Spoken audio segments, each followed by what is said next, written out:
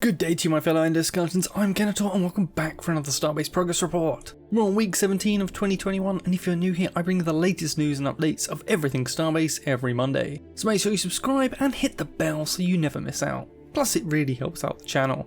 Now let's get to it.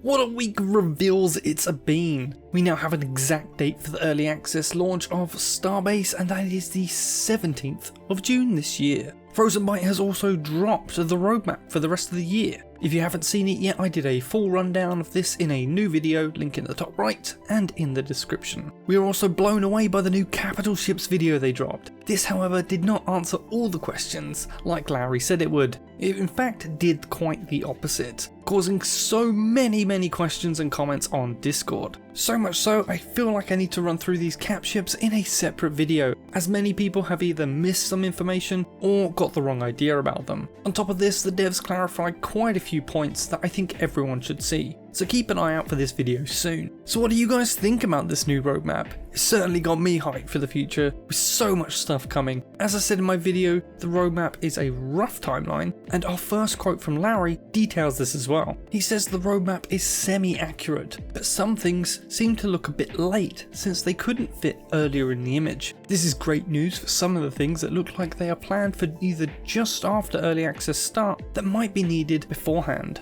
Larry then jokes that it gives an exact timeline with a good 6-month accuracy. The devs are certainly self-aware of their track record on delivery times. He continues they will tweak the roadmap on small details, and that the roadmap is not an exact science. They scheduled all items so they wouldn't get delayed a lot from the given times, so some may come earlier. Larry mentions the game will have 3 updates a month, one large update and the rest will be smaller. This ties into the roadmap's big and small parts like I predicted in my video, but all of this is an average. It's not an exact science. As we should all know by now, game development can be somewhat unpredictable. Larry also gives us some insight into the brand new research and tech trees they are planning. He says it's not similar to Valheim, it's a research tree. Its main idea is not to block progress, but to guide learning. So it's very fast in terms of other games. You get it done by just doing the stuff you need to do to progress. He further explains that what you need to do for ships, stations and capital ships, etc., research also doesn't block you from using this stuff, and you can buy or steal stuff and use it as always. It's only for being able to craft your own. This makes it a very soft lock, or not even a lock at all, just soft guidance to try out some cool stuff. Larry says you get tech advances pretty fast and easily, and it's more like part of the tutorial process than being a profession or progress gate. So it looks like this is here to make sure people know what's needed for what by getting them to do it in the first place, and seeing the results. And with something as big as Starbase,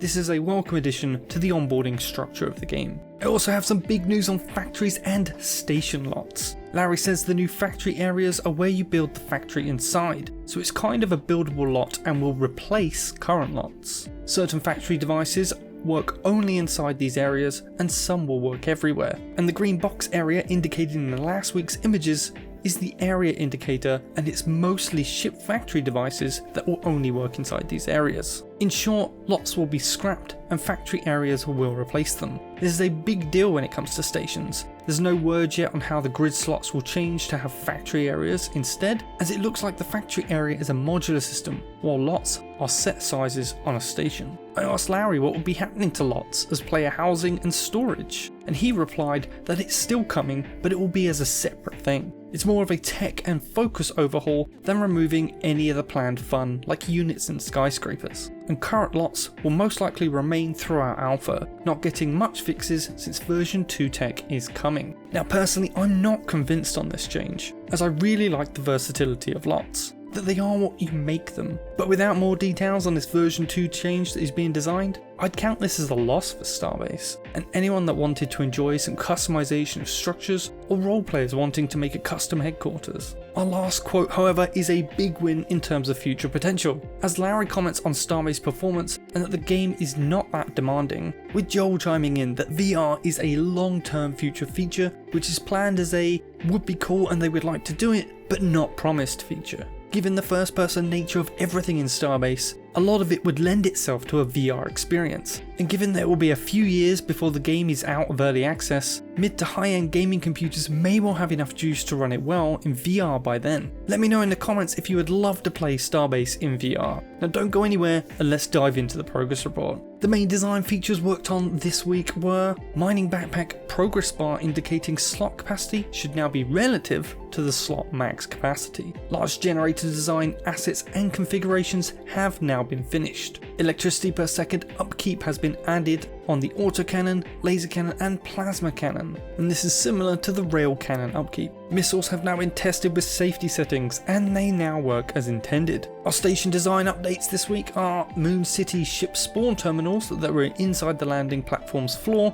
have been put to their correct places. We have 4 new player ship shops that have been added to Origin Station with Epic Shipyards, Dynastar, Vintage Ships and Quasar Systems. Congratulations to those companies who now have their own ship shop. I will be looking forward to seeing your new ships. And many player made ships have been added to these ship shops, and some ships have been moved to different ship shops. Now onto the gameplay updates. Ship server support for granting ship access to other players has been worked on. Work with factory halls continues, configurations, manager, part connections and hall area detection have been worked on. Sections of structures should no longer disappear when merging them with remote content. Ship thruster effect poses have been fixed. Lifeline should now work better with unconventional chair environments. Lifeline cannot be bound to a chair that is so damaged that it can't be sit on. Many laser-like device visuals no longer have lag when in motion. And for this one, I'm very much hoping this also fixes non-visual beams as well, because this will help with the generator enhancers too, so fingers crossed on this one. Implementation of company bank accounts has been in the works. Player camera control functionality has been changed to only allow first person while operating a tripod. Syncing tripod animations to remote clients has been worked on, and tripod specific functionality has been added to the first person arms positioning. Our UI updates this week, our asteroid belt tutorial has been worked on. Tutorial objectives have been updated. New shop UI with separate manufacturing price has been worked on.